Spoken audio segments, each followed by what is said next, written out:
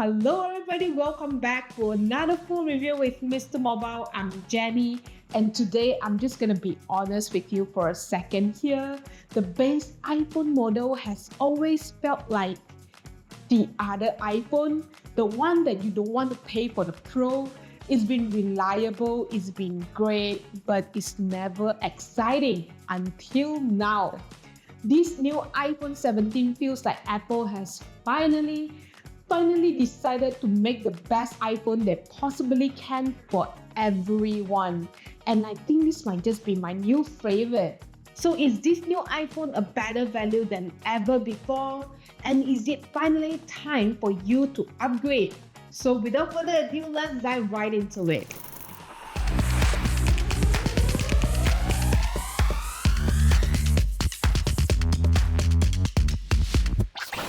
The unboxing experience is what we have come to expect. Inside the box, you'll find the iPhone 17 itself and the braided USB-C cable.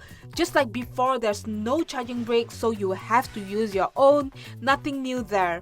Open the box, pull out the phone, and this is it. In your hand, it feels substantial. Apple has used a new slightly grippier aluminium on the sides and it feels awesome. And I'm really digging this pastel lavender color. Now let's talk about the display because this is where things get interesting. The screen is a little bigger at 6.3 inches, matching the size of the 16 Pro. Alright, now let's get straight to the point. ProMotion, it's here, and I'm telling you, this isn't just a number on spec sheet, it's an experience. For someone who used 120Hz for every phone for years, seeing it finally come to the base iPhone 17, it feels like watching your favorite show for a decade, finally getting a perfect finale. The difference is just so nice. It makes the entire phone feels faster, and in 2025, Apple is finally giving some love to the base iPhone 17. And of course, I took this thing outside on a Singapore afternoon and that 3000 nit of peak brightness, I could see everything perfectly. Even this comes with a 7-layer anti-reflective coating too. As for the iPhone 17 camera, this is the part that I've been loving. The rear camera. It's a dual 48 megapixel setup and that 2x optical zoom. I was walking around the other day and instead of having to walk closer, I just tapped the 2x button and got a beautiful crisp shot. Here are some of the examples I took. Apple has made it really easy to just point, shoot, and you get a photo that doesn't require that much effort, but it still looks great. And as for video, it can still shoot up to 4K at 60 frames per second. And here are some shots that I took as well.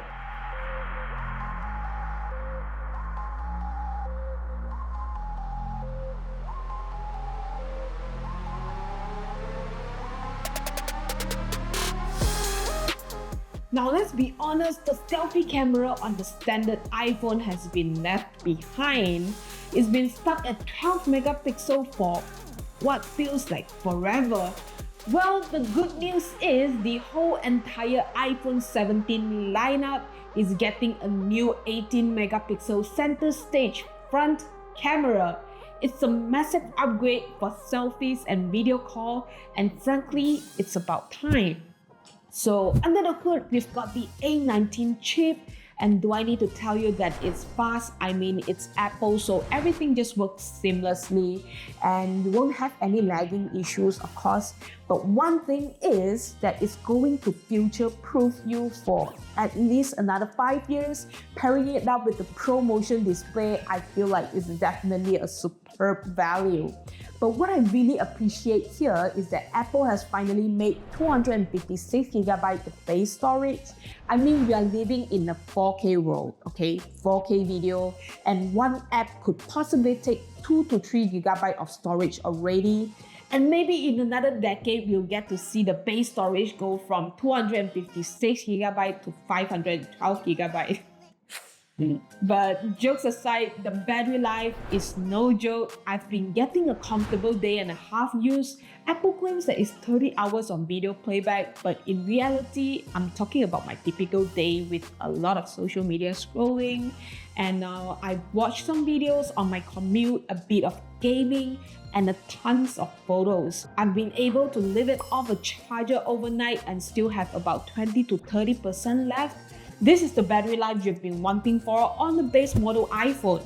Now let's talk about AI features on the iPhone 17 series, because this is the part which, shall I say, a bit of a letdown. We have seen a lot of this on other Android smartphones before, like for example, live translation, Getmoji, visual intelligence. It's all stuff that feels more of like a checklist instead of a revolution. But then there's this one feature that on paper sounds like old news, but in practice is more useful than you think. I'm talking about center stage. The iPhone 17 series introduces an 18 megapixel center stage front camera with a square sensor, which allows for more flexibility framing and composition. This new feature includes intelligent auto adjustment functions such as auto rotate and auto zoom. The auto rotate functions automatically switches between horizontal and vertical orientation, while the auto zoom feature keeps the subject centered and adjusts the field of view to include more people as they enter the shot. The center stage functionality also works for FaceTime calls, keeping the user's face centered on the screen, which we have already seen on iPads and MacBooks. This is a lot more useful than what people may think, in my opinion. It's subtle, but yet handy.